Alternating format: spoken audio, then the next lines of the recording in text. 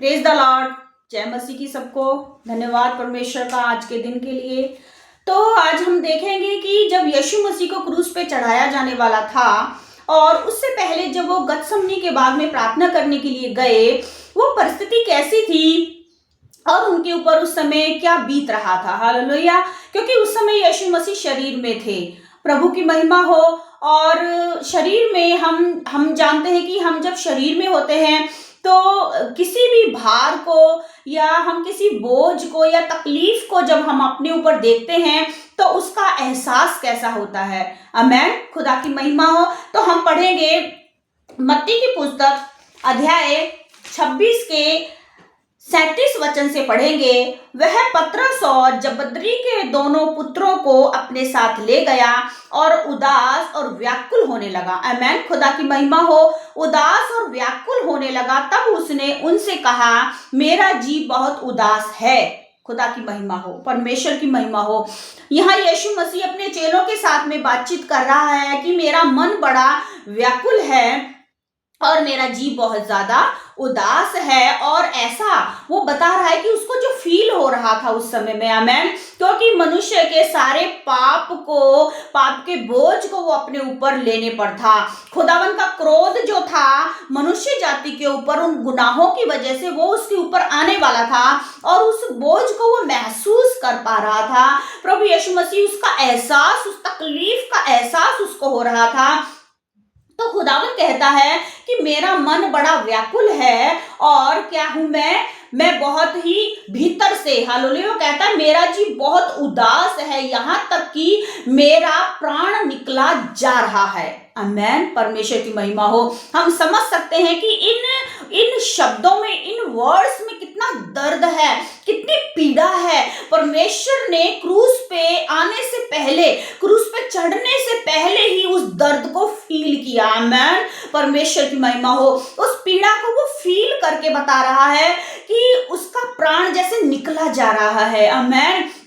तो सोचिए कि हमारी तकलीफ जो यीशु ने अपने ऊपर ले ली, हमारी पीड़ा जो यीशु ने अपने ऊपर ले ली, वो कितनी हालेलुया अधिक जानलेवा रही होगी। हालेलुया। परमेश्वर का धन्यवाद कि जिसने गहरे दुख को, हालेलुया, उस पीड़ा को जो कि अभी उसके ऊपर आई भी नहीं, उससे पहले ही उसको उसका एहसास हो रहा, वो उसको फील कर पा रहा है कि वो दर्द कैसा है। ओ खुदावन की महिमा हो कि खुदा ने हमको बचाया। और वो अपने चेलों से कहता है कि जैसे मेरा प्राण निकला जा रहा है और मैं बहुत उदास हूं। परमेश्वर की महिमा हो। आगे लिखा है, तुम यहीं ठहरे रहना कि और जागते रहना। प्रभु कहता है कि मैं जाकर के प्रार्थना करने जा रहा हूं और तुम क्या करना, यहीं ठहरे रहना और जागते रहना। फिर क्या हुआ? फिर वह थोड़ा आगे बढ़कर मुंह के बल गिरा।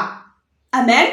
प्रार्थना करने के लिए आगे बढ़कर मुंह के बल गिरा। सोचिए जरा कि मतलब एक ऐसी परिस्थिति अगर हमारी होती है तो हमें कैसा फील होता है कि हमारे अंदर से जैसे सारी ताकत निकल गई, सारी एनर्जी किसी ने निकाल दी, किसी ने छीन ली है और हम बिल्कुल खाली हो चुके हैं, इतना कमजोर हो गए हैं कि अब हमारे अंदर ताकत नहीं है, सहने की, बर्दाश्त करने की ताकत नहीं है। प्रभु यीशु मसीह, हालेलुया, जिसने मुर्दों को जिंदा किया है, जिसने तमाम बड़े बड़े काम किए हैं और जो खुदावन का पुत्र होकर, वो सोचिए कितना अधिक भार उसके ऊपर आया कि जिसको वो सहने से पहले ही, हालेलुया, इतना व्याकुल हुआ और मुंह के बल गिरा और यह प्रार्थना करने लगा है, कहने लगा, हे मेरे पिता, यदि हो सके यह कटोरा मुझसे हट जाए।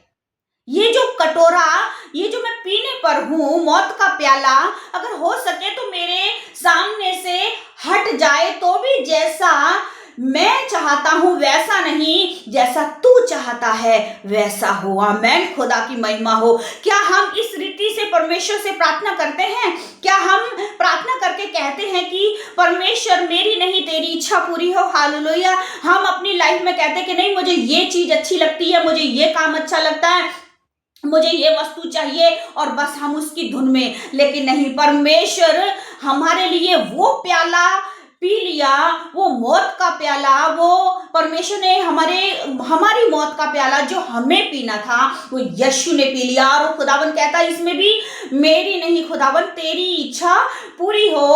और परमेश्वर का वो सच्चा प्रेम है जो यीशु मसीह के ऊपर वो पीड़ा, वो दुख को सहने पर भी वो बहुत ही सहनशील होकर हालेलुया सह गया।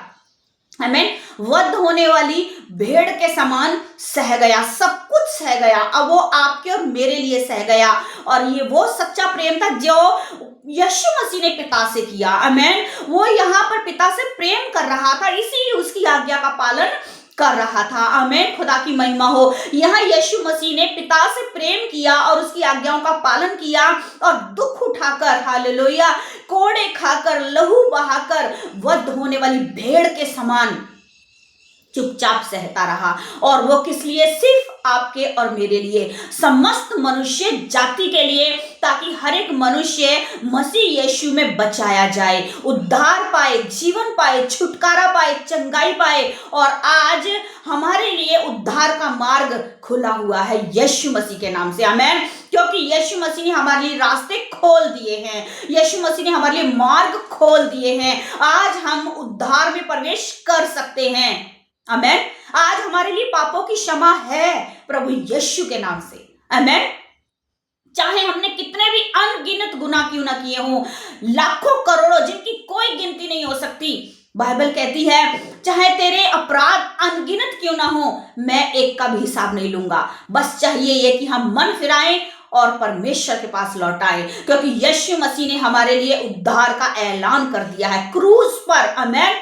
उसने हमारे लिए जीवन का ऐलान कर दिया है और वो हमारे लिए उद्धार बन गया है। इसलिए हमें प्रभु यीशु मसीह पर विश्वास करना, अपने गुनाहों से तौबा करना और खुदा की ओर लौट आना हमारे लिए उद्धार है। आमीन। हमारे लिए जीवन है, हमारे लिए मुक्ति है और प्रभु यीशु मसीह ही हमारे लिए उद्धार का मार्ग है। आमीन। खुदा की महिमा हो। प्रभु यीशु मसीह ने हमें उद्धार दिया, उसका धन्यवाद। आमीन।